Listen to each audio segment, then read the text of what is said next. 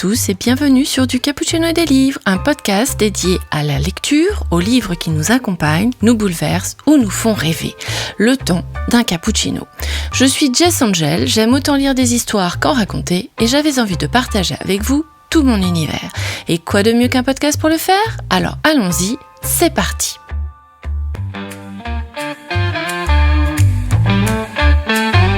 Aujourd'hui, après déjà 7 mois de lecture sur les 12 que compte cette année, j'avais envie de vous parler d'un sujet qui, cette année justement, me questionne beaucoup. Les abandons de livres. Parce que oui, le constat est assez cuisant. J'ai abandonné bien plus de livres cette année que les années précédentes. Et forcément, je me suis demandé, qu'est-ce qui se passe avec mes lectures ? Parce qu'abandonner un livre, ce n'est jamais complètement anodin. Surtout quand on l'a acheté, qu'on l'a choisi, qu'on l'a parfois attendu et qu'on l'a fait entrer dans notre palle. Et qu'un jour, on se retrouve à le refermer en se disant « Non, mais en fait, je ne vais pas continuer ». Mais est-ce vraiment grave d'abandonner un livre ? Est-ce que ça veut dire qu'on choisit moins bien ses lectures ? Qu'on est devenu plus difficile ? Qu'on manque de patience ? Ou est-ce qu'au contraire, cela signifie simplement qu'on se connaît mieux comme lecteur ou comme lectrice ? C'est justement ce que j'ai envie d'explorer avec vous aujourd'hui. Alors avant toute chose, faisons un petit état des lieux. Parce que cela fait maintenant 2 ans et demi que ce podcast existe et je n'en reviens toujours pas de me dire que je suis en train d'enregistrer mon 124e épisode. Et pendant ces 2 années et demie, combien de livres ai-je réellement abandonnés ? En 2024, au tout début de l'émission, j'ai eu un seul abandon. Un livre que la Cube m'avait envoyé et dont très honnêtement, je n'avais absolument rien aimé. Puis en 2025, un nouvel abandon. C'était une suite de séries que j'avais commencé il y a presque 20 ans. Ouais, le temps passe. Et que je m'étais enfin décidée à poursuivre. Quelle idée de malheur. Je n'ai absolument pas retrouvé ce qui m'avait tant plu dans les premiers tomes. Et là encore, j'ai décidé d'arrêter. Et puis nous arrivons en 2026. Et là, 5 livres abandonnés. 5. Alors comparé aux années précédentes, oui, je trouve ce chiffre énorme. Et je dois bien l'avouer, ça m'a même fait un peu paniquer. Qu'est-ce que ça dit de moi ? Pourquoi autant de DNF, do not finished, cette année ? Qu'est-ce qui fait qu'aujourd'hui, j'accepte de renoncer plus rapidement à une lecture ? Et surtout, qu'est-ce qui me pousse à décider qu'un roman ne mérite plus mon temps ? Parce que finalement, c'est peut-être ça le vrai sujet, le temps. Lire un livre, c'est lui consacrer du temps. Et notre temps de lecture n'est pas infini. Alors, pourquoi continuer à lire un livre qui ne nous donne plus envie de tourner la page ? Mais avant d'aller plus loin, j'ai aussi envie de parler d'une chose qui me semble importante. Le fait que j'ai acheté ces livres. Parce qu'abandonner un livre que l'on a acheté, ce n'est quand même pas tout à fait la même chose qu'abandonner un livre qu'on nous a prêté ou qu'on a emprunté à la bibliothèque. Quand on l'a acheté, il y a parfois cette petite voix qui nous dit « Quand même, tu as dépensé de l'argent pour ce livre. Tu pourrais faire un effort. Tu as déjà lu 150 pages. Tu ne vas quand même pas abandonner maintenant. » Et pourtant, l'argent est déjà dépensé. Et les 150 pages sont déjà lues. Alors, est-ce que lire 200 pages supplémentaires va rendre les 150 premières plus rentables ? Évidemment que non. Et pourtant, je crois qu'on est nombreux à avoir cette difficulté à lâcher prise lorsqu'on a déjà investi du temps, de l'argent ou même de l'énergie dans une lecture. C'est un peu le piège du « puisque j'ai commencé, je dois finir ». Mais peut-être qu'abandonner un livre, c'est justement accepter de ne pas perdre davantage de temps. Et cette année, je me demande si c'est justement ce que je suis en train d'apprendre. Peut-être que je n'abandonne pas davantage de livres parce que je choisis moins bien. Peut-être que je m'autorise simplement davantage à dire non. Parce qu'avec toutes ces années de lecture, j'aime à espérer que je sais un peu mieux ce que j'aime, ou tout du moins, que je sais un peu mieux ce qui ne me plaît pas. Je commence peut-être à reconnaître plus rapidement les livres qui vont m'emporter avec eux en voyage, et ceux avec lesquels je ne vais malheureusement pas monter dans le train. Et bien entendu, dans tout cela, je ne remets pas en doute la qualité d'un texte, d'une plume ou d'une histoire. Un livre peut être très bon, mais ne pas être fait pour moi. Un livre peut être magnifiquement écrit et m'ennuyer. Un livre peut être adoré par des milliers de lecteurs, et ne rien provoquer chez moi. Et inversement, un livre que certains trouveront moyen peut être exactement celui dont j'avais besoin à ce moment-là. Parce que finalement, abandonner un livre ne signifie pas nécessairement que le livre est mauvais, cela signifie peut-être simplement qu'à cet instant précis, il n'y a pas de rencontre entre ce livre et moi. Et je trouve cette idée assez intéressante, parce que parfois, ce n'est même pas le livre qui a changé, c'est nous. J'ai peut-être acheté ce livre il y a 2 ans parce que j'avais envie d'une grande saga familiale. Aujourd'hui, j'ai peut-être envie d'un roman beaucoup plus court. J'ai peut-être acheté un thriller parce que j'en voyais partout et que j'avais très envie de découvrir ce genre. Et 2 ans plus tard, je n'ai plus du tout envie de lire une enquête de 500 pages. Ou alors, j'ai acheté un livre parce qu'une chronique, une vidéo, une couverture ou un résumé m'avait donné terriblement envie. Mais parfois, ce que l'on achète, ce n'est pas seulement un livre, c'est une projection de lecture. On imagine le moment où on va le lire, on imagine ce qu'on va ressentir, on imagine la personne que l'on sera en le lisant. Et puis, quelques mois ou quelques années plus tard, on ouvre enfin ce livre. Et cette envie n'existe plus. Et ce n'est pas forcément grave, cela veut peut-être simplement dire que nous avons changé. Alors pour essayer de comprendre tout cela, cette semaine, voire un peu plus, vu ce que j'ai sélectionné, bref, je me lance un petit challenge. J'ai découvert ce concept sur les chaînes A Book and a Cup et Sous le ciel que je me suis mise à regarder depuis quelques mois maintenant, et j'ai trouvé l'idée vraiment intéressante. Ma palle, pile à lire, est énorme, aussi bien en livre papier qu'en livre numérique. À ce stade, je ne sais plus où donner de la tête.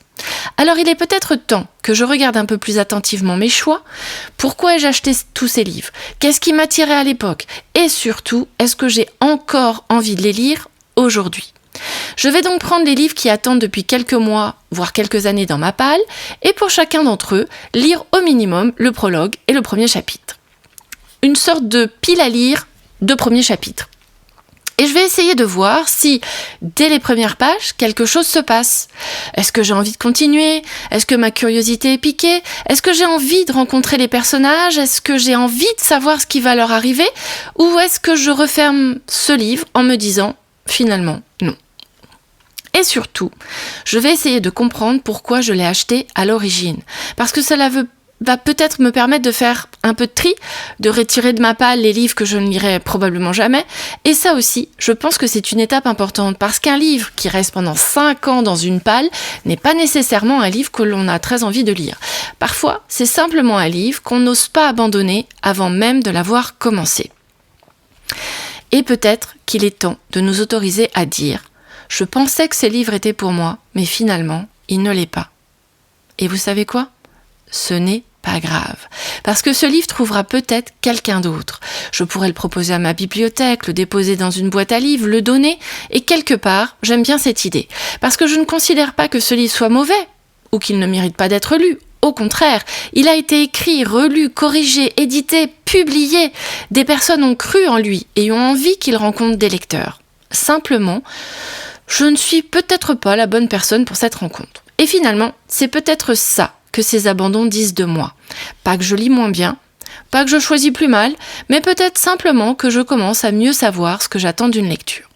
Et surtout, que je comprends peu à peu que terminer un livre n'est pas une obligation. La lecture est un plaisir.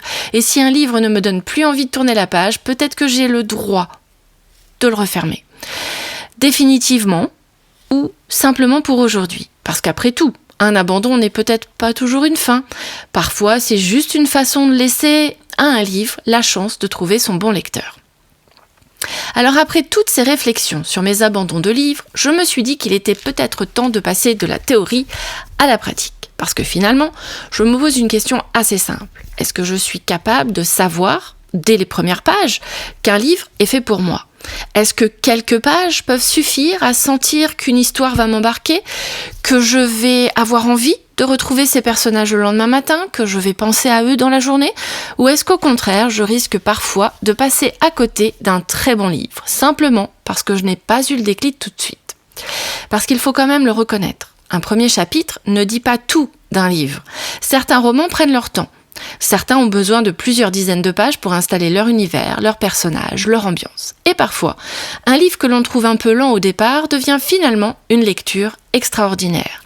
Donc non, Je ne vais pas prétendre que mon challenge va me permettre de savoir en 15 ou 20 pages si un livre est bon ou mauvais, ce n'est absolument pas le but. Je vais plutôt essayer de savoir si moi, en tant que lectrice, j'ai encore envie de le lire. Et ça, c'est très différent. Est-ce que les premières pages éveillent ma curiosité ? Est-ce que j'ai envie de rencontrer les personnages ? Est-ce que j'ai envie de savoir ce qui va se passer ?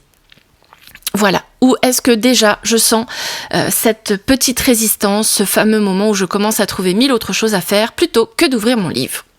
Et puis il y a une autre question qui m'intéresse énormément. Pourquoi ai-je tout simplement acheté ce livre ?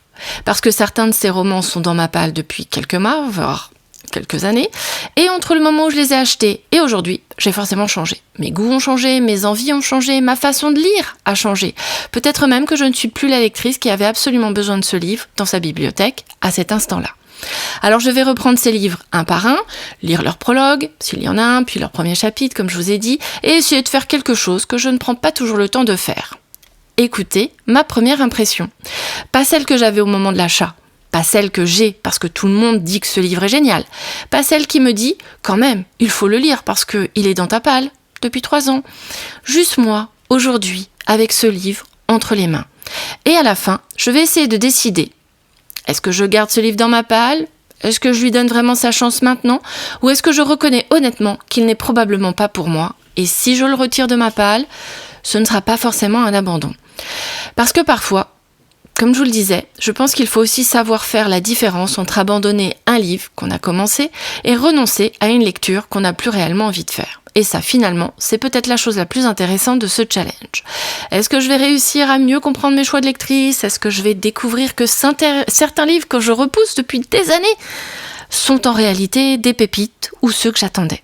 Et surtout, combien de livres de ma palle je vais réussir à laisser partir ? Et à vider ma palle dans tous les cas. Alors c'est parti pour ce petit challenge de ma pile à lire du premier chapitre. Et pour cela, je vais me baser sur une grille commune pour les 12 livres. Et pour chaque livre, je vais me laisser guider par les rubriques suivantes et essayer de répondre au mieux aux questions qu'elles soulèvent. Alors on va avoir une petite rubrique avant la lecture, depuis quand le livre est dans ma palle, où est-ce que je l'ai acheté, pourquoi je l'ai acheté, qu'est-ce que j'attendais de cette lecture, est-ce que j'ai encore aujourd'hui la même envie qu'au moment de l'achat, et si je le voyais aujourd'hui en librairie, est-ce que je l'achèterais ? On aura une autre rubrique qui sera après le prologue, après la lecture du premier chapitre. Qu'est-ce que j'ai pensé de l'écriture ? Est-ce que l'univers, le contexte m'attire ? Est-ce que j'ai envie de suivre ces personnages ? Est-ce que quelque chose m'a fait ressentir une émotion ? Est-ce que ma curiosité est éveillée ? Est-ce que j'ai envie de tourner la page immédiatement ? Y a-t-il quelque chose qui me freine ? Est-ce que j'ai trouvé ce chapitre trop long, trop lent, trop confus ? Ou au contraire, trop court ? Enfin, j'aimerais faire une sorte de test crucial. Si je n'avais pas ce challenge à faire, est-ce que j'aurais spontanément continué ma lecture ? Et un verdict. Je continue maintenant, je garde pour plus tard, je sors le livre de ma palle. Enfin, maintenant, dans ma prochaine lecture, on va dire. Bon, maintenant que les règles du jeu sont posées, il est temps de passer aux choses sérieuses. J'ai donc sélectionné 12 livres qui attendent dans ma palle depuis plus ou moins longtemps, et je vais essayer de les regarder avec un œil neuf. Enfin, avec un œil neuf, mais pas complètement innocent non plus, parce que je sais quand même pourquoi je les ai achetés à l'époque. Et pour chacun, je vais me poser toutes ces questions. Enfin, en tout cas, je vais essayer d'y répondre. Allez, on va commencer.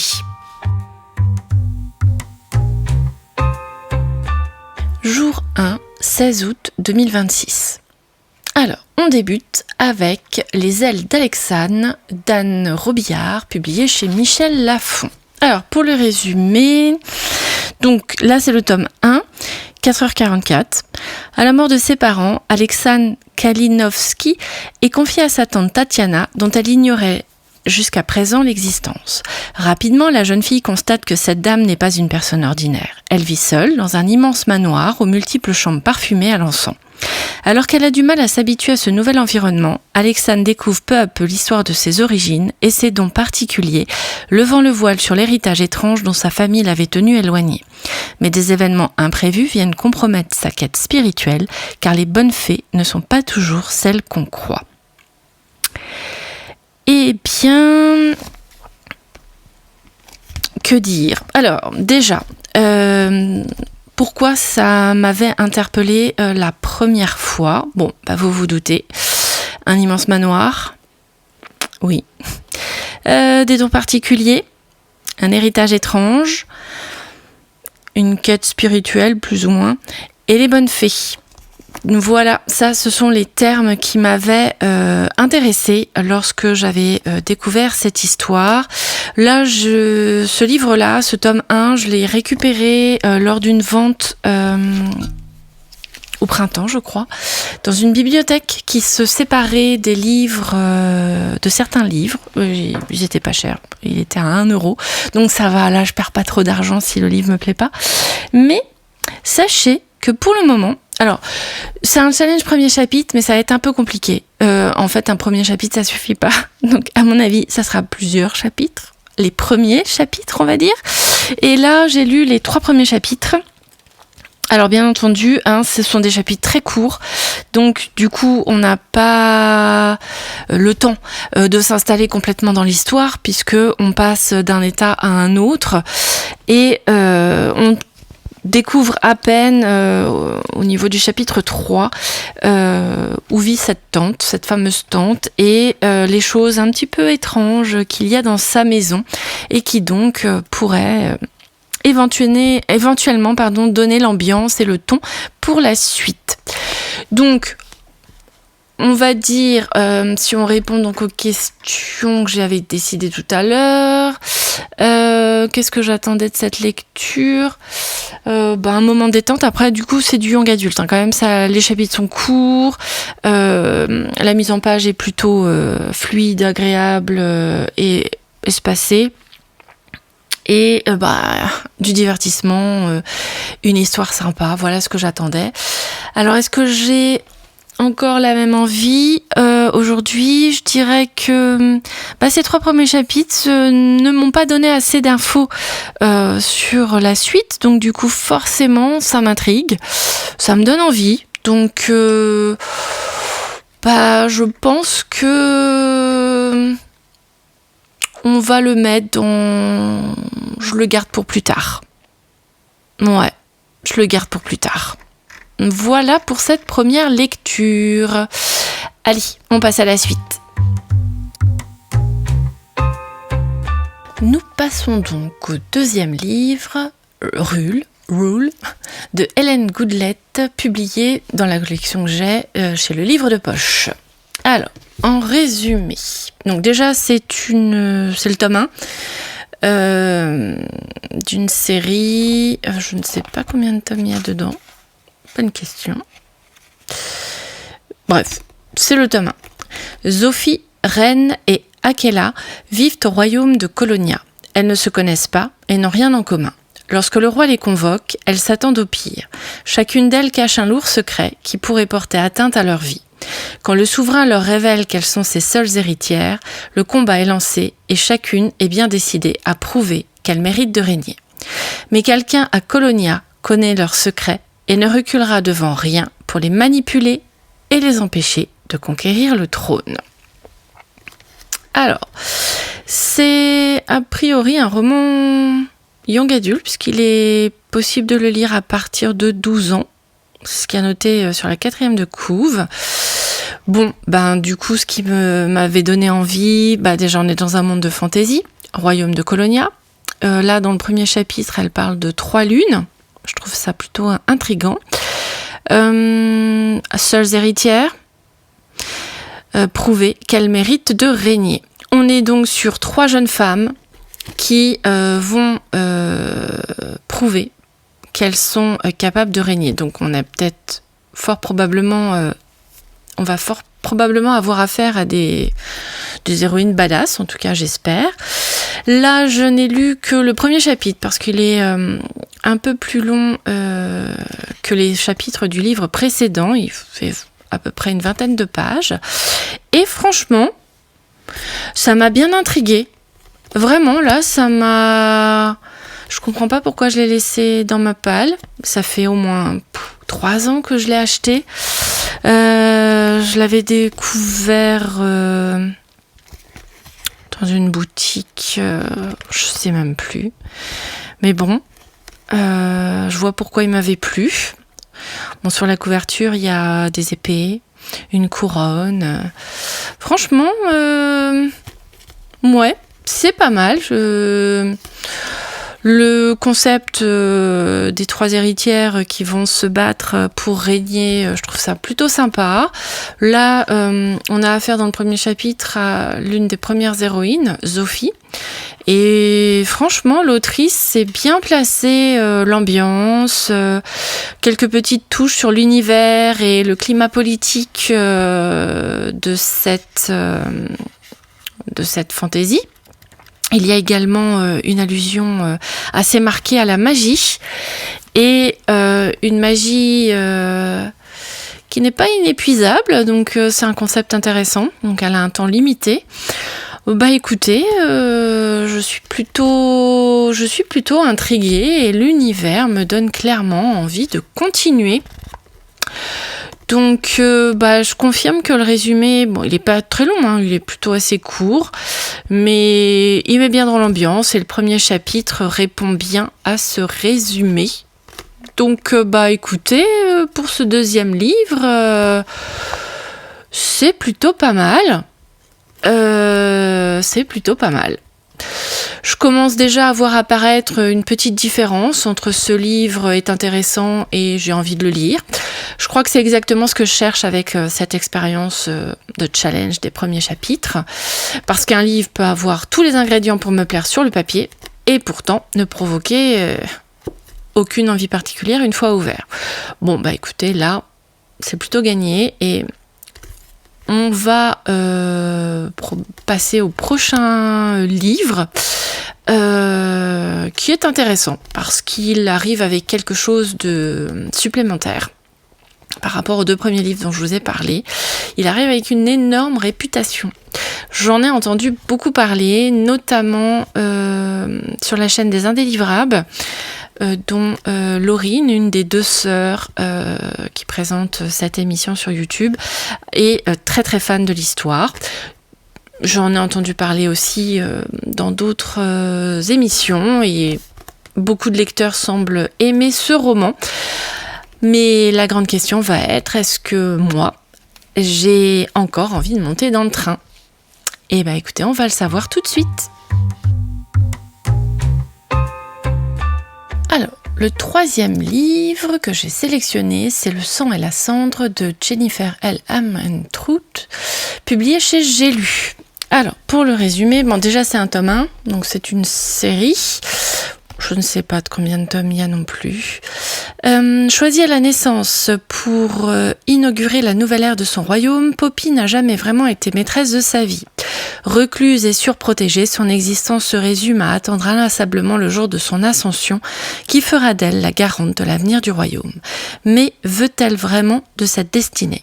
Son cœur n'aspire qu'à se venger de ceux qui ont causé son malheur, et quand Hawke, appelé à devenir son garde personnel, fait irruption dans sa vie, tout ce qu'elle tenait pour acquis vole en éclats. Est-elle prête à se mettre les dieux à dos et à risquer la vie de milliers de gens pour satisfaire ses ambitions ? Alors, est-ce que j'ai envie de rentrer dans cet univers ? Non. Est-ce que le mélange de romantaisie me séduit là-dedans ? Non. Est-ce que je ressens l'effet « tout le monde aime ce livre, donc je devrais l'aimer » ? Non. Est-ce que j'ai acheté ce livre pour le livre lui-même ou pour l'engouement ? Je dirais que je l'avais acheté certainement pour l'engouement, parce que j'en avais entendu beaucoup de bien. Mais là, en ayant lu le premier chapitre, qui est quand même assez long, j'aurais tendance à dire que, non, ça va pas être pour moi. Voilà.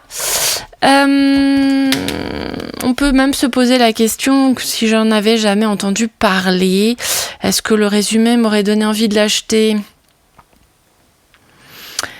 Peut-être bien, mais là je sais pas. Le premier chapitre m'a pas du tout embarqué, donc même s'il est bien écrit, qu'il met quand même pas mal de choses en place sur l'univers, le world building, etc. Je dirais que non. Mais non, ça va pas être une lecture pour moi. Donc voilà pour celui-ci. ça fait vraiment réfléchir à l'influence de nos attentes. Parce que parfois, on n'ouvre pas un livre avec simplement notre propre envie, on l'ouvre avec tout ce qu'on a entendu avant, les recommandations, les avis, l'enthousiasme des autres lecteurs, et forcément, ça peut créer une attente énorme. Et là, c'est raté.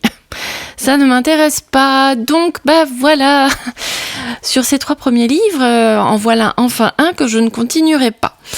Allez, pour le prochain, je vais changer complètement d'ambiance. Je vais revenir vers quelque chose que j'associe davantage au suspense et à l'enquête. Alors restez bien toujours en ligne et on passe à la suite.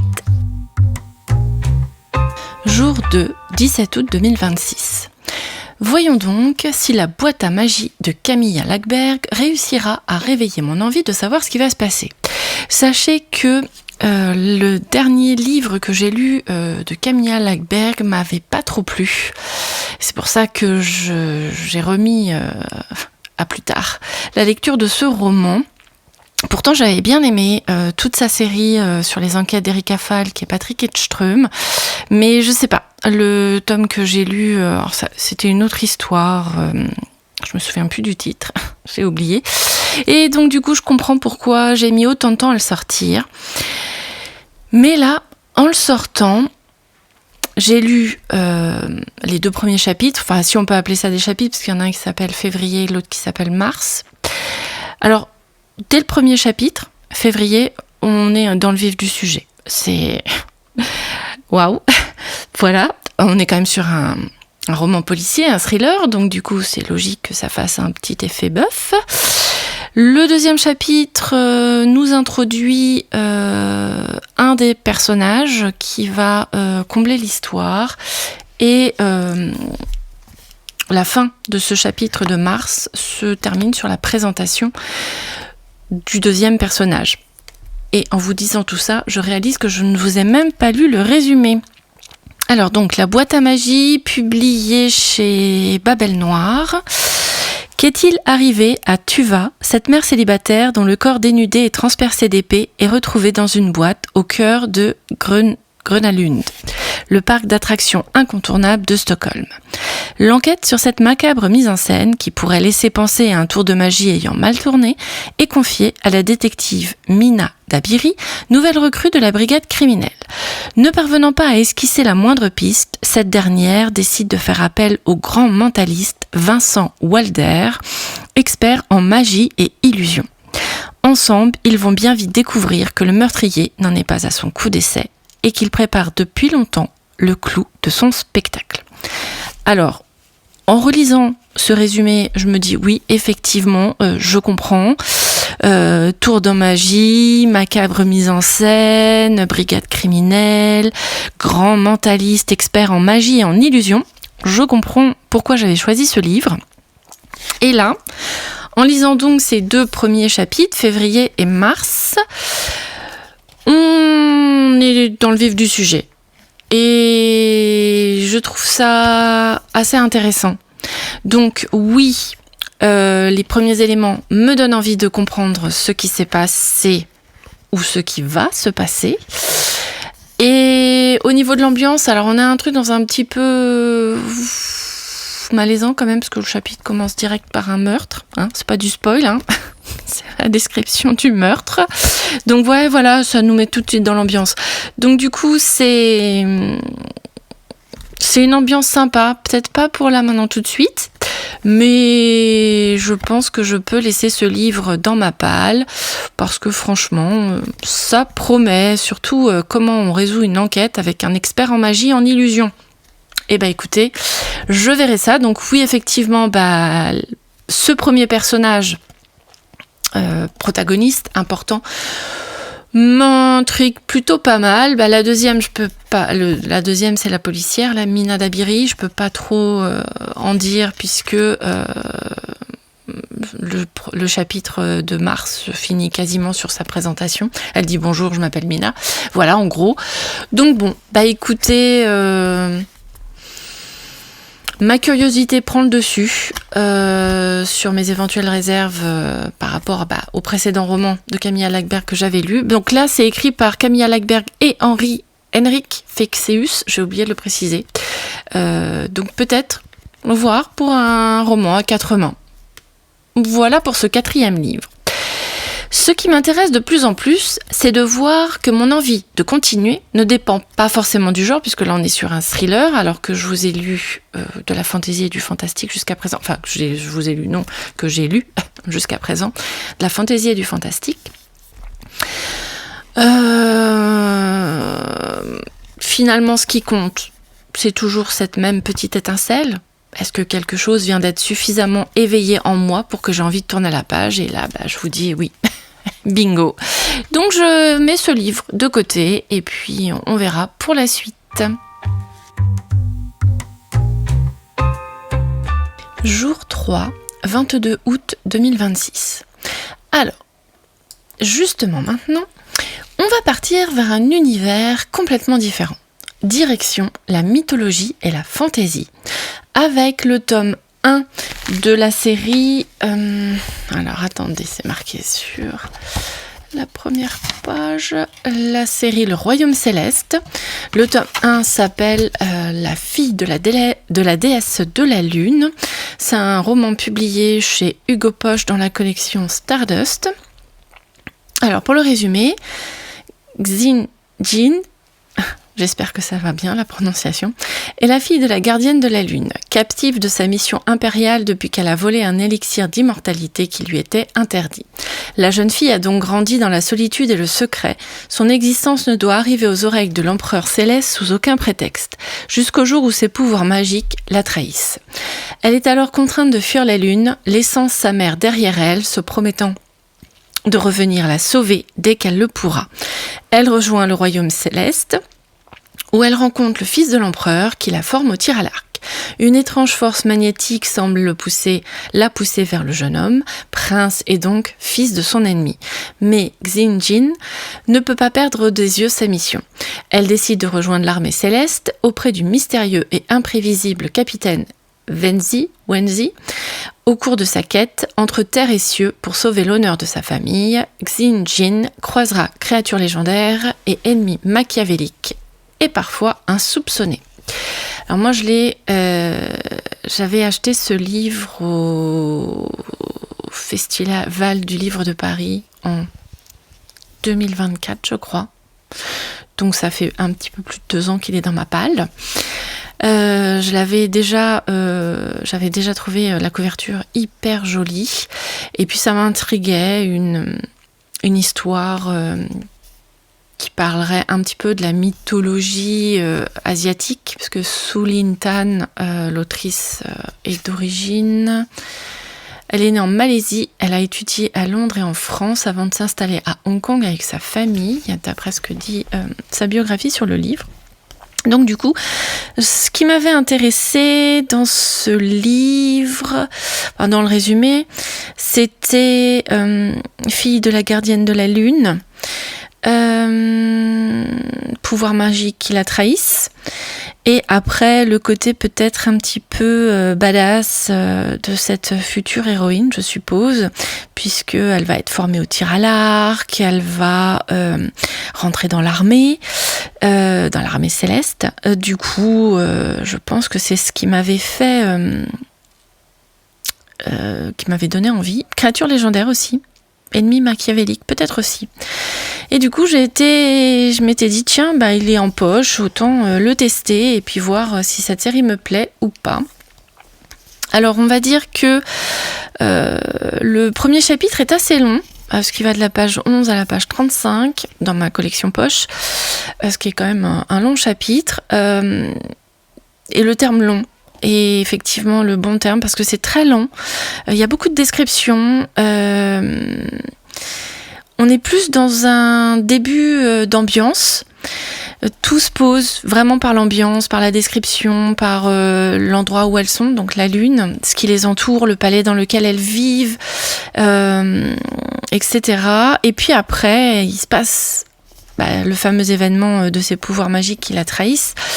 Et puis alors là, tout s'accélère, ça part direct en faut fuir, faut s'échapper, faut s'en aller. Donc, on va dire que oui, j'ai envie d'en apprendre davantage. La seule chose, c'est que j'espère que tout n'est pas aussi descriptif parce que ça risque d'être assez long, parce que le tome 1, il fait, au niveau poche, il fait exactement 664 pages, ce qui est quand même énorme pour un livre de poche. Après, les descriptions, forcément, permettent de s'immerger dans l'univers, de comprendre un petit peu tous les mythes et les légendes qui entourent cette fameuse fille de la déesse de la Lune, et un petit peu aussi les enjeux qui se jouent, notamment au niveau de pourquoi sa mère a été emprisonnée sur la Lune. Et alors l'atmosphère est intéressante, c'est très bien décrit, mais c'était peut-être un peu long pour un premier chapitre. Alors bon, on verra bien pour la suite. Écoutez, on va dire que je vais le mettre à lire plus tard.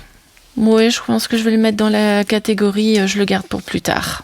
Je pense que c'est ce qu'il y a de plus judicieux à faire. Et on verra bien où l'intrigue nous mènera. Et si je serai convaincue de sa force, de son développement, etc., etc. Donc ce livre me fait réfléchir à une autre chose. Parfois, on peut être attiré énormément par un univers, même avant de savoir si l'histoire va nous plaire. Et finalement, est-ce qu'un univers suffisamment riche peut suffire à nous donner envie de continuer ? C'est une très bonne question. Et donc là, maintenant, on va changer complètement de registre et on va retourner du côté du thriller. Et voir si celui-ci a un intérêt, en tout cas une efficacité dans sa lecture, parce que je vais lui demander une chose très simple à ce thriller. Est-ce qu'il va me donner envie de connaître la suite immédiatement ou pas ? Allez, on se retrouve tout à l'heure. Place à Lucia de Bernard Minier, publié chez XO Éditions, qui est un thriller dont voici le résumé. À l'université de Salamanque, un groupe d'étudiants en criminologie découvre l'existence d'un tueur passé sous les radars depuis plusieurs décennies et qui met en scène ses victimes en s'inspirant de tableaux de la Renaissance. À Madrid, l'enquêtrice Lucia Guerrero trouve son équipier crucifié sur un calvaire et se lance sur les traces de celui que l'on surnomme le tueur à la colle. Tous vont être confrontés à leur propre passé, à leurs terreurs les plus profondes et à une vérité plus abominable que toutes les légendes et tous les mythes. Et il y a marqué en gros un sommet d'angoisse qui blanchira vos nuits. Ça promet. Alors, eh bien, disons que c'est un premier chapitre plutôt efficace en tant qu'hameçon pour attirer. Déjà, rien que cette phrase, un sommet d'angoisse qui blanchira vos nuits. Ce livre-là, je l'ai trouvé en occasion, je crois. Il y a pas longtemps, je crois que c'est cette année. Mais c'est un roman qui date... Alors, attendez, je vais regarder si je trouve l'édition. C'est un roman qui date d'il y a un petit moment déjà. 2022. Oh non, pas tant que ça fait que 4 ans. J'avais trouvé intéressant les étudiants en criminologie, un tueur qui met en scène ses victimes en s'inspirant de tableaux de la Renaissance. Et je crois que c'était surtout ça qui m'avait plu, et pour le fait que l'enquêtrice soit une femme. J'avais envie de voir un peu ce que ça pouvait donner. Donc là, en rouge, il y a écrit une nouvelle héroïne aussi attachante que coriace sur la piste de crimes inouïs. Les coulisses inquiétantes d'une des plus vieilles universités d'Europe, puisque donc ça se passe à Salamanque en Espagne. Alors là, donc j'ai lu le prologue qui fait un peu comme l'autre thriller roman policier que j'avais, dont je vous ai parlé la dernière fois. Ça met en scène un meurtre. Bon, pas là le tueur qui met sa victime dans de mauvaises postures, pas du tout. Là, on est sur une scène de crime avec des policiers et de secouristes qui sont en train de constater la présence d'un corps nu accroché d'une drôle de façon sur un calvaire, à côté de 2 autres calvaires qui représentent Jésus-Christ et un autre individu. Et écoutez, ça m'est immédiatement de l'attention dans le sens où cette victime, ce cadavre, est une personne que connaît l'héroïne, Lucia. Et donc du coup, forcément, ça rend un peu plus impactant cette mort-là, puisque dans les scènes de crime, dans les romans policiers, c'est pas forcément des gens qu'on connaît, qu'on découvre, encore heureux, même si rien n'est bon dans ce genre de situation. Mais bon, là, pour le coup, forcément, ça va entraîner un peu plus de... Comment on pourrait dire ? Un petit peu plus d'impact dans le relationnel que cette policière a pu entretenir avec le cadavre qui est trouvé sur le calvaire. Donc oui, j'ai envie de comprendre ce qui se passe. Donc oui, vous avez compris, je vais le garder. Je vais pas le lire demain, mais parce que j'ai d'autres livres à lire, mais bon, je le garde pour plus tard. Je vais le conserver dans ma palle. Alors au niveau de l'écriture, là, ça n'a rien à voir avec La fille de la déesse de la lune. On est sur des phrases plutôt rythmées, plutôt courtes. Parfois, c'est même juste des mots mis entre virgules pour mettre un rythme un peu plus... Ouais, vous entendez ce que je fais avec ma main. Un peu plus brut. Beaucoup moins poétique, pour le coup. Maintenant... Oui. J'ai envie d'aller au prochain chapitre et oui, j'ai envie de découvrir ce qui se passe derrière ce prologue. Oui, là j'ai envie et je comprends pourquoi je l'avais acheté. Je crois que pour un thriller, le premier chapitre est vraiment un exercice intéressant. Si on termine un passage sans se poser la moindre question, sans avoir envie de comprendre ce qui se passe, ça risque d'être compliqué forcément et donc nous casser l'intérêt de lire la suite. Mais là justement, j'ai quand même envie de savoir ce qui va se passer. Maintenant, le prochain livre que j'ai choisi va continuer dans cette idée de mystère et de tension. Et on va donc continuer ce challenge avec l'As de pique de Farida Abike Iyimide, que moi j'ai dans la collection Poche Pâle. Donc on va voir, parce que j'avais eu ce livre grâce à la Cube l'année dernière, je crois, peut-être en début d'année l'année dernière. Et j'avais demandé dans mon choix du mois une enquête. Un mystère, une enquête à résoudre dans une Dark Academia. Donc là, on va voir avec cette lecture si je vais jouer les détectives ou si je vais laisser l'enquête à quelqu'un d'autre. Et je vais commencer d'abord par vous donner le résumé. Lorsque 2 étudiants de l'académie Niveus, Devon et Chiamaka, sont sélectionnés pour faire partie des préfets de terminale, il semble que leur année débute de manière incroyable. Non seulement cela aura fière allure sur leur candidature universitaire, mais ils se retrouveront ainsi en lice pour devenir majeurs de promo. Cependant, peu de temps après l'annonce, quelqu'un qui se fait appeler As, comme le jeu de cartes, commence à faire circuler des messages pour révéler des secrets sur les 2 préfets. Des rumeurs troublantes qui bouleversent leur vie et menacent tout ce qu'ils avaient soigneusement planifié. Ce qui ressemblait au début à une mauvaise farce se transforme rapidement en un jeu dangereux aux terribles conséquences. Devon et Chiamaka pourront-ils arrêter l'inquiétant As avant que les événements ne prennent une tournure mortelle ? Alors on commence déjà le livre par une note de l'autrice pour nous expliquer un peu le contexte d'écriture de ce roman et de ce texte en particulier. C'est une jeune femme qui a grandi dans le sud de Londres, dans un endroit qu'on appelait Hants. En français, il est écrit qu'on dirait un ghetto. Et c'est un quartier, une ville qui est connue pour sa diversité, pour sa forte population noire. Donc là, on est dans un lycée dont on a d'ailleurs l'emploi du temps des 2 personnages principaux, Chiamaka et Devon.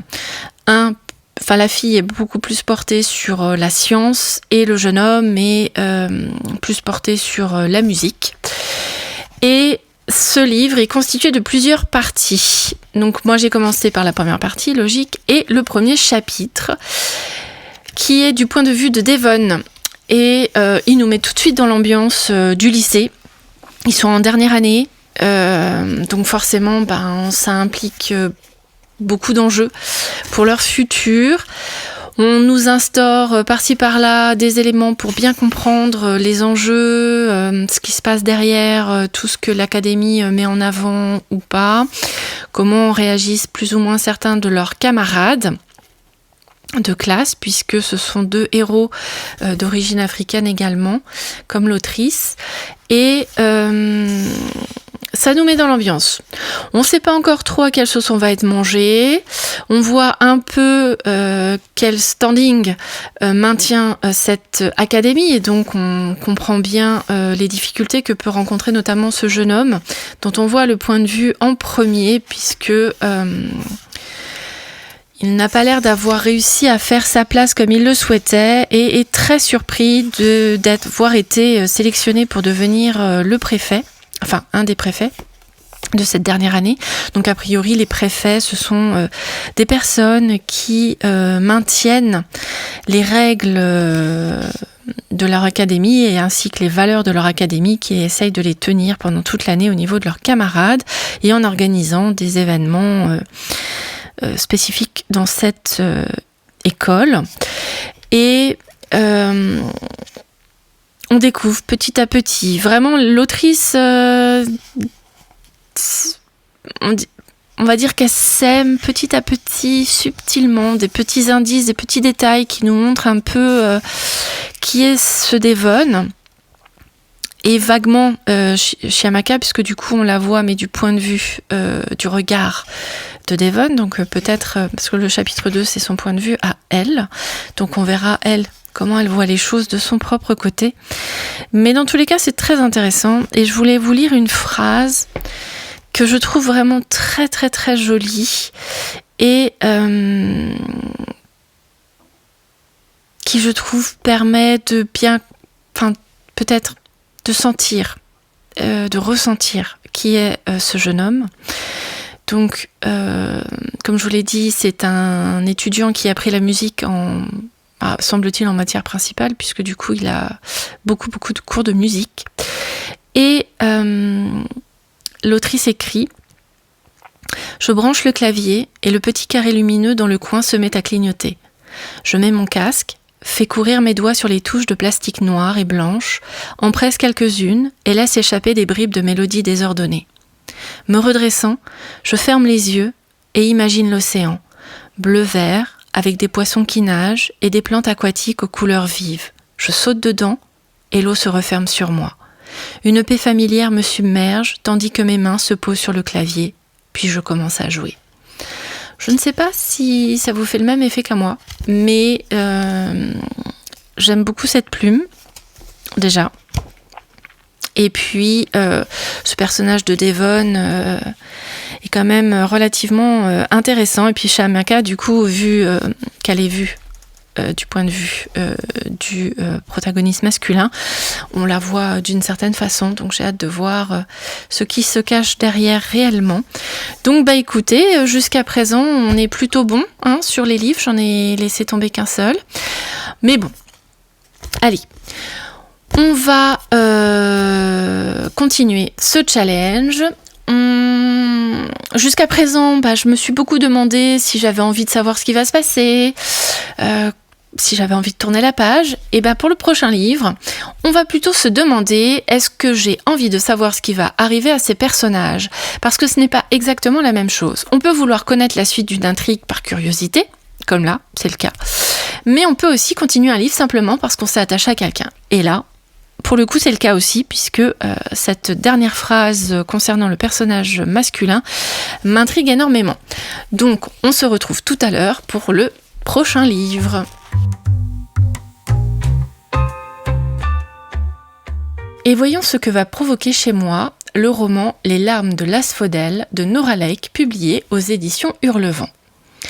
Alors, on partait du principe du personnage. Alors là, il y a 2 personnages principaux Donc je vais vous lire le résumé déjà. Eurydice, nymphe des bois, tombe sous le charme d'Orphée, jeune prince aux multiples talents. Leur bonheur est malgré tout de courte durée, brisé par le décès tragique de la jeune mariée au lendemain de leurs noces. Orphée, fou de chagrin, va tout faire pour retrouver la femme qu'il aime jusqu'à se rendre aux enfers et négocier son âme. Perséphone y règne aux côtés de son époux, le dieu Hadès. Quand Eurydice arrive dans son royaume, elle voit sa destinée prendre un chemin inattendu. Il y a un petit commentaire: entre l'amour et la haine, la mort et le vivant, redécouvrez le mythe d'Eurydice et Orphée sous la plume envoûtante de Nora Lake, l'autrice de Ces cendres sur tes mains. Alors, ça c'est le résumé. Donc, on a 2 personnages, Eurydice et Orphée.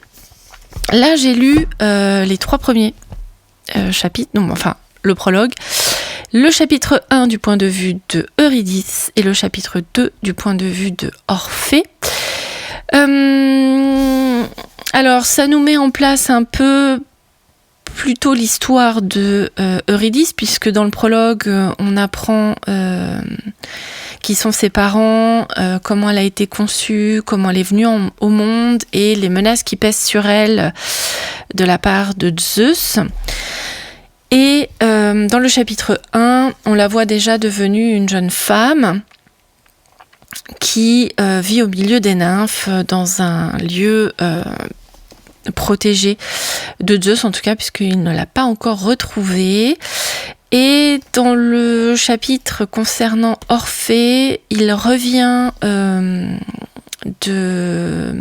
on pourrait appeler ça, du mythe de la Toison d'Or. Il revient de cette mission-là. Et voilà où on en est sur ces 3 premiers chapitres. Alors j'avoue que là, ça suffit pas trop pour se positionner sur l'histoire, bien qu'on ait les points de vue de ces de ces 2 personnages principaux. On apprend qui ils sont, on apprend ce qui s'est passé dans leur vie à l'instant où on les rencontre. Et la suite, ce sera leur propre rencontre, je pense. Mais donc, du coup, pour le moment, ça reste intéressant, mais pas assez pour me dire si je m'attache au personnage déjà d'entrée de jeu ou si la situation qu'ils vivent me touche. Pour le moment, il n'y a pas assez de choses pour se faire une idée plus sûre de cette histoire. Donc on va dire que il faut que je lise un petit peu plus de chapitres. Faut que je lise un peu plus de pages pour me faire une meilleure idée de cette histoire. Et écoutez, on va le mettre de côté pour plus tard. Et puis lorsque je l'aurai lu, nous verrons à ce moment-là si cette histoire m'a touchée ou bien. Voilà. Maintenant, ce livre me rappelle quelque chose d'important. Parfois, ce qui nous fait continuer une lecture, ce n'est pas l'intrigue, mais l'attachement. Et justement, le prochain livre pose une question encore différente. Parce que King of Scars n'arrive pas tout seul. Il appartient à un univers que j'ai déjà commencé à explorer il y a longtemps maintenant, le Grishaverse, je crois qu'on dit. Et là, je vais devoir me demander si j'ai vraiment envie de retrouver cet univers ou si je continue simplement parce que j'ai déjà investi du temps dans cette série. Donc j'ai lu je crois qu'il y a 3 tomes pour les Grisha. Est-ce que c'est de l'envie d'en savoir plus? Est-ce que c'est un engagement de ma part par rapport au reste de la série pour pouvoir avoir la suite, tout simplement, ou le début, parce que je crois que King of Scars, ça se passe avant Grisha. Donc bon, écoutez, on se retrouve tout à l'heure pour pouvoir, tout à l'heure ou demain peut-être, pour savoir ce que cette lecture m'aura fait ressentir. Voilà, allez, à plus. Jour 4, 23 août 2026. Alors, je vous disais hier que nous allions commencer cette nouvelle journée de challenge, avec le roman King of Scars de Leigh Bardugo, publié chez Milan. Alors, on était sur le fait que ce roman appartient à une série de livres du Grishaverse et que je vous avais dit hier que j'avais lu les 3 Grisha avec comment ça s'appelle, je ne sais plus, Grisha je crois, tout simplement, je crois que ça s'appelle Grisha, et il y avait une série d'ailleurs qui avait mixé un peu tout ça pour faire une seule saison qui a été abandonnée après, mais bon, dans tous les cas j'avais beaucoup aimé tout ce qui concernait Grisha, les 3 tomes, mais par contre j'avais beaucoup moins réussi à apprécier Six of Crows de la même autrice dans le même univers, et c'est pour ça que King of Scars, j'ai mis autant de temps à le sortir, pour la simple et bonne raison que j'avais aimé Grisha, mais j'avais pas aimé Six of Crows. Il y a 2 tomes dans celui-là, j'avais lu que le tome 1, et en fait j'ai mis beaucoup trop de temps pour le lire, donc je me suis bien rendu compte que c'était pas ma partie. Cependant, là, avec King of Scars, alors je crois, mais je suis plus très sûre maintenant que c'est avant, mais j'ai bien l'impression que c'est après. Après avoir lu le premier chapitre, j'ai l'impression que c'est après. Donc on va commencer par le résumé. Nikolai, le jeune roi de Ravka, a déjà tout d'un souverain de légende. Adulé par son peuple, respecté par la noblesse, il est également craint par ses ennemis. Or, Nikolai cache un terrible secret. Victime d'une malédiction, le monarque se transforme chaque nuit en une créature monstrueuse que seuls quelques Grisha, une caste adepte de la petite science, semblent pouvoir maîtriser. Hélas, les ténèbres qui l'habitent sont de plus en plus fortes et Nikolai craint de devenir un monstre pour toujours. Résolu à combattre le mal qui le ronge, il décide de partir en quête de réponse dans un lieu où règne la plus sombre des magies. Alors, je crois que ce roman a 2 tomes. Oui, c'est ça. Le 2e tome, ce sera Le Chant des Ronces. Par contre, je ne sais pas si c'est un one-shot et que du coup, Le Chant des Ronces, c'est un autre one-shot, ou si c'est King of Scars tome 1 et Le Chant des Ronces tome 2. Ça, je sais pas du tout. Mais dans tout cas, on est toujours dans l'univers de Grishaverse. Alors, oui, je vais continuer ce livre, pas aujourd'hui parce que j'ai plein d'autres livres à lire, mais oui, je vais le laisser dans ma palle parce que là, ce premier chapitre m'a remis dans l'ambiance que j'avais aimé trouver dans le Grishaverse, enfin dans les 3 premiers tomes de Grisha. Ça place bien le personnage principal où on le voit transformé en monstre en fait. Et on le voit, voilà, et on comprend la terreur qu'il peut produire sur les autres, et donc forcément que c'est une malédiction dont il va falloir à un moment ou à un autre se débarrasser. Donc voilà, écoutez, c'est plutôt satisfaisant, j'ai aimé retrouver le Grishaverse, j'ai été suffisamment intriguée par ce premier chapitre pour pouvoir suivre la suite des aventures entre guillemets de ce pauvre roi sous le coup d'une malédiction. Et si celui-là se passe bien, je pense que je lirai Le Chant des Ronces. Peut-être qu'il n'y a que Six of Crows, peut-être qu'il faudra que je redonne sa chance à Six of Crows, le tome 2 en tout cas, quand j'aurai fini toute cette série et qu'il me restera que celui-là à lire. Peut-être que j'y trouverai un sens un peu plus authentique que ce que j'avais pu ressentir en lisant le tome 1. Donc voilà. Donc là, j'ai bien envie. J'ai bien envie de poursuivre cette lecture. Alors, avant de passer au livre suivant, on va parler de ce qui touche vraiment à quelque chose qui revient souvent dans les lectures, en tout cas dans les miennes. Encore des questions. Et oui, je pose beaucoup de questions dans ce podcast. Est-ce que je continue parce que j'en ai envie ou parce que j'ai l'impression que je devrais ? Là, étant donné qu'on est dans une série, effectivement, on pourrait se dire, je dois continuer pour savoir la suite de ce monde. Mais en même temps, c'est pas tout à fait la même histoire, c'est une autre histoire dans le même univers, donc oui, on peut en avoir envie. Une série commencée, un auteur qu'on aime, un livre acheté depuis longtemps, toutes ces petites raisons peuvent nous pousser à continuer. Un roman, une histoire, un univers, mais le prochain livre va peut-être me permettre de revenir à quelque chose de beaucoup plus simple. le plaisir. Est-ce que ce livre me donne simplement envie de passer un bon moment ? C'est la question sur laquelle on va se pencher pour le 10e livre de ce podcast.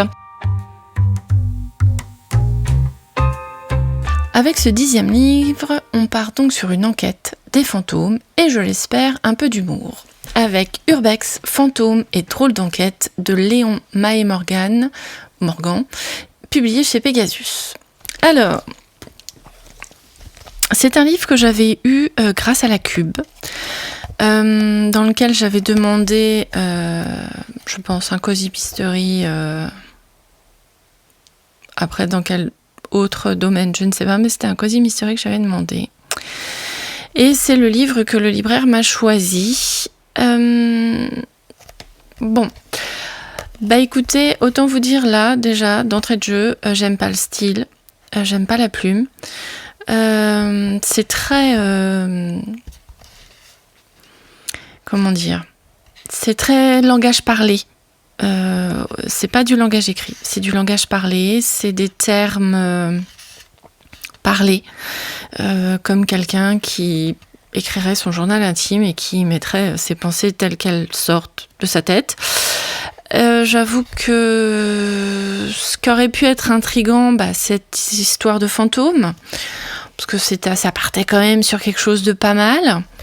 Mais bon, alors le résumé, oui, j'ai oublié de vous le lire, le résumé, ça sert à rien. Alors j'y vais. Je profitais tranquillement de mon spot d'urbex préféré, une maison en ruine pas loin d'une petite rivière, idéale pour garder les bières au frais, quand a débarqué le fantôme d'une fillette. Si je m'attendais à un truc de ce genre, moi, un quadragénaire, tout ce qu'il y a de plus normal, et me voilà à chercher son chien et ses parents. Vous auriez fait quoi à ma place ? Bien sûr, je ne pensais pas me retrouver au beau milieu d'une enquête pour meurtre. Bref, je suis dans de beaux draps. Là, avec le résumé, vous voyez effectivement déjà quel est le style de la plume de l'auteur. Comme c'est un livre que j'ai reçu par la Cube, ce n'est pas un livre que j'ai choisi, parce que je ne l'aurais pas choisi du tout. Déjà, rien que la couverture, j'aurais pas choisi du tout.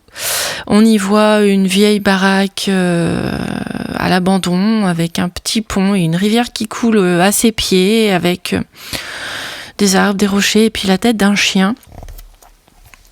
Je sais pas quoi vous dire. Là, je crois que c'est sans commentaire.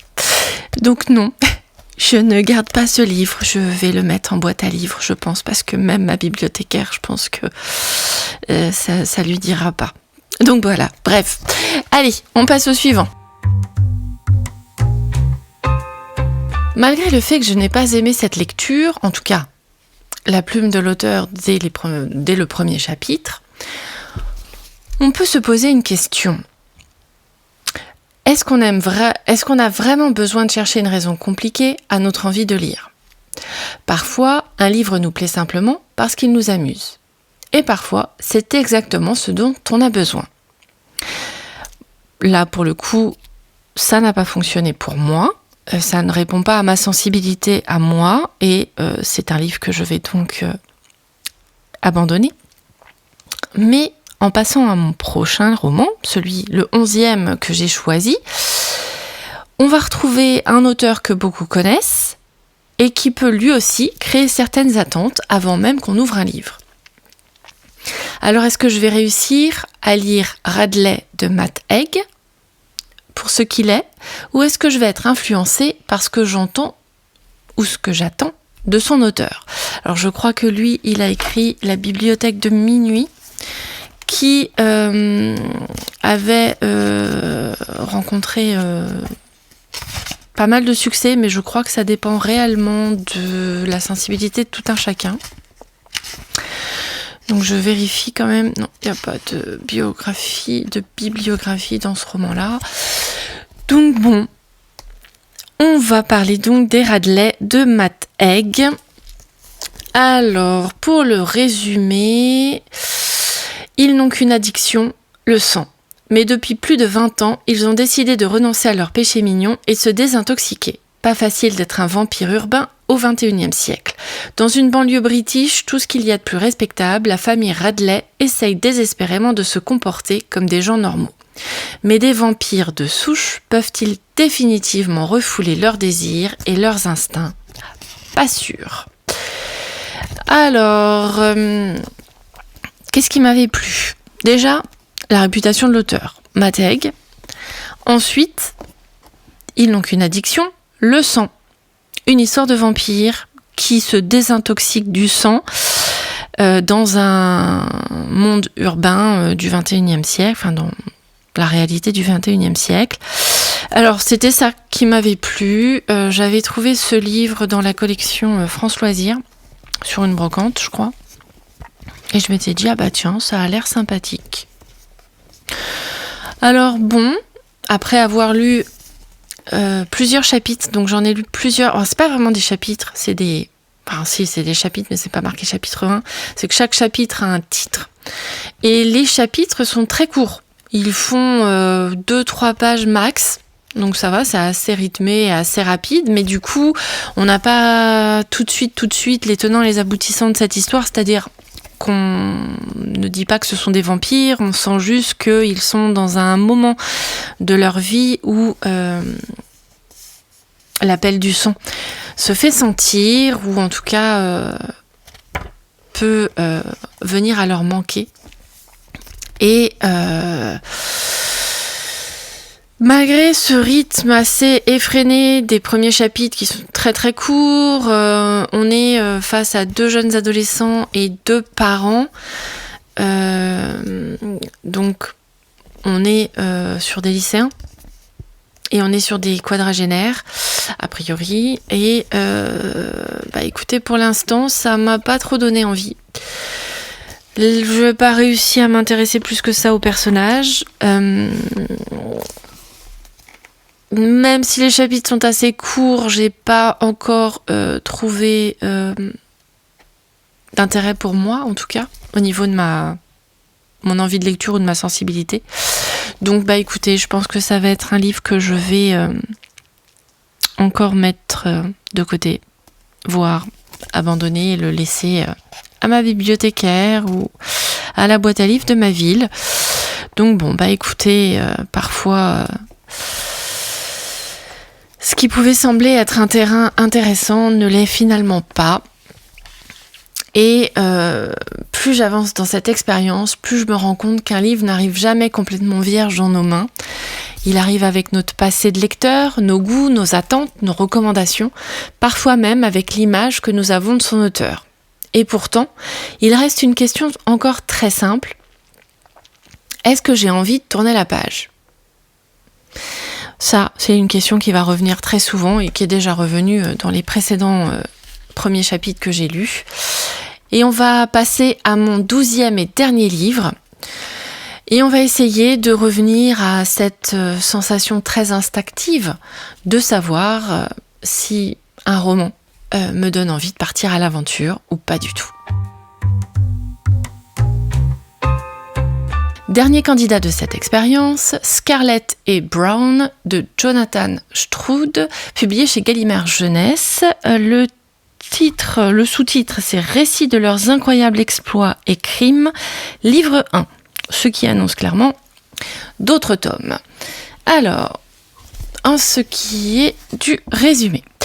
Dans un futur dévasté, où une nature hostile et peuplée de monstres a repris ses droits, une jeune hors-la-loi s'apprête à braquer une banque. Elle s'appelle Scarlett, elle est recherchée dans tout le pays, ne suit que son instinct et vit sur les routes le plus loin possible des villes fortifiées aux règles répressives. Mais sa rencontre avec l'étrange Albert Brown pourrait changer le cours de son existence en pire. Dis donc, ça promet.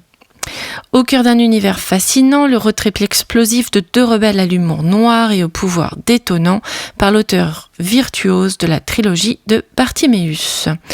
Donc là, nous sommes sur un roman jeunesse. J'ai lu les 2 premiers chapitres pour pouvoir avoir une idée un peu plus juste de ce début de roman. Alors, le personnage, parce qu'on n'a pas encore rencontré Albert, on est juste avec Scarlett et franchement, je la trouve très très très intrigante. On la découvre au réveil dans la nature au milieu de 4 cadavres et elle se plaint de courbatures après s'être battue pour pouvoir les anéantir. Donc ça promet déjà une personnalité et un personnage assez fort. L'univers n'a pas trop été exploité dans ces 2 premiers chapitres, puisqu'on sait juste qu'elle se lève dans la nature, donc elle est avec un sac à dos et elle a de quoi dormir dehors, et elle va dans une ville pour braquer une banque. Et à part l'allusion de temps en temps à des maisons de foi ou à une cage où sont emprisonnés les hors-la-loi, il n'y a pas vraiment d'infos sur ce futur dévasté, ni effectivement ces villes fortifiées aux règles répressives. On a quand même une petite carte, enfin 2 petites cartes. On a une carte de l'Angleterre découpée en différentes régions. Et ensuite, on a une région plus particulière qui est mise en avant et qui est présentée avec des loups sur la couverture et un personnage qui pourrait faire penser à un zombie. Alors bon, on verra bien. Pour l'instant, ça fonctionne. J'aime bien ce qui se dégage pour l'instant du personnage de Scarlett. Donc on verra pour le reste. Le rythme est assez intéressant. Donc bon là forcément c'est la description d'une jeune fille qui se réveille dans le chapitre 1 et la description d'un braquage qui se passe assez rapidement. Plus exactement, ça se passe genre en 1 ou 2 minutes, parce qu'elle fait un décompte en disant qu'il reste que 50 secondes, etc., etc. Donc c'est pas mal. Écoutez, oui, j'ai bien envie de lire cette suite, pour le plaisir du coup, pas par obligation de suivre une série, mais bien entendu c'en est une quand même, puisque c'est un livre 1, donc je sais pas combien il y a de tomes. C'est une bonne question. Il faudrait que j'aille me renseigner. Mais écoutez, ce qui m'avait tout d'abord intéressée, c'était la couverture. Je la trouve vraiment très intrigante, avec des ronces, avec des loups, avec une jeune femme et un jeune homme dans une ville en ruine, et une arme aux mains de la jeune femme et non du jeune homme. Donc forcément, ça donnait une idée peut-être un peu plus particulière sur le personnage principal de Scarlett. On verra bien ce qu'il en sera de l'autre personnage. Et écoutez, c'est vendu. Je le remets dans ma palle et puis il rejoindra mes futures lectures. Et voilà, 12 livres, 12 premiers chapitres à peu de choses près, et surtout 12 occasions de me demander pourquoi j'avais envie ou pourquoi je n'avais plus envie de lire ces livres. Alors maintenant, il est temps de prendre un peu de recul. Parce que le plus intéressant n'est finalement pas de savoir combien de livres je vais garder dans ma palle. Ce qui m'intéresse vraiment, c'est de comprendre ce qui a déclenché mon envie de continuer. Et ce qui l'a éteinte.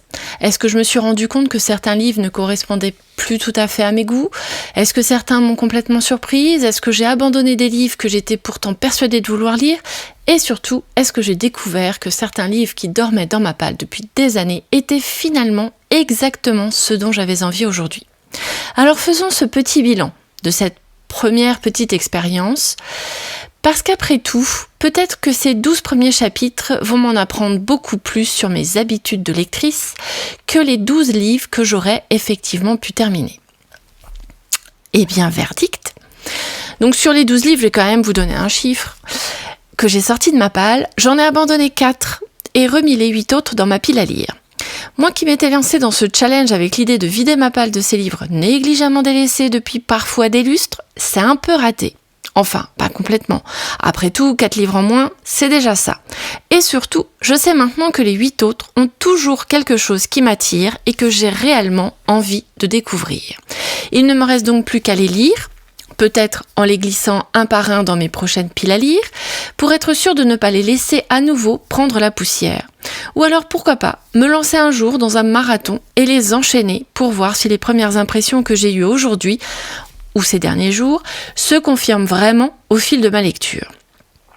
Mais alors, est-ce que ce challenge m'a permis de répondre à toutes les questions que je me posais. Je vous ai parlé de ce qui m'avait donné envie d'acheter chacun de ces livres, notamment à travers leurs résumés et les promesses qu'ils m'avaient faites. Et pour les 8 que j'ai gardés, bonne nouvelle. Les résumés et les premières pages confirment toujours mon intérêt pour eux. Certaines plumes m'ont immédiatement séduite, tandis que d'autres m'ont au contraire fait comprendre en quelques phrases que ça n'allait peut-être pas fonctionner entre nous. Les personnages, eux, m'ont pour la plupart laissé ce fameux goût de trop peu, juste assez pour me donner envie d'aller plus loin et de découvrir leur histoire. Et surtout, ma curiosité a été éveillée. Les premiers chapitres ont commencé à poser les bases de certaines intrigues, et pour plusieurs de ces romans, j'ai clairement envie de savoir où l'auteurice va m'emmener. Et surtout, comment tout ça va se terminer. Finalement, ce challenge m'a permis de comprendre encore un peu mieux ce que j'attends d'un roman. J'ai besoin d'émotions, de personnages auxquels m'attacher, ou au contraire de personnages suffisamment mystérieux pour me donner envie de les comprendre, d'un univers qui m'intrigue et surtout d'une histoire qui éveille ma curiosité. Parce qu'au fond, je crois que c'est ça qui me fait aimer un roman, ce que je ressens dès les premières pages et cette envie irrépressible de tourner la suivante pour découvrir ce qui va se passer. Alors est-ce que ces premières impressions seront les bonnes ? Seul le temps et surtout la lecture de ces 8 romans pourront me le dire. Et puisque, comme on le dit, il ne faut pas juger un livre à sa couverture, je vous donne rendez-vous pour découvrir mon avis final lorsque j'aurai enfin lu tout ça. D'ici là, dites-moi, est-ce que vous avez déjà abandonné un livre après seulement quelques chapitres ? Ou au contraire, est-ce qu'un début qui ne vous emballait pas du tout a finalement donné lieu à un énorme coup de cœur ? Pour cela, vous pouvez m'écrire à ducappuccinoetdelivres@gmail.com. Merci d'avoir été avec moi pour ce petit challenge. Je vous retrouve très vite pour un nouvel épisode. Et si cet épisode vous a plu, et je l'espère très fort, n'hésitez pas à vous abonner pour avoir le prochain épisode dès sa sortie, à liker et à partager. Et si vous souhaitez, comme je vous l'ai dit, vous pouvez m'écrire à ducappuccinoetdelivres@gmail.com ou aller me suivre sur ma page Instagram @jess_angel. Merci pour votre écoute et à très vite pour la suite.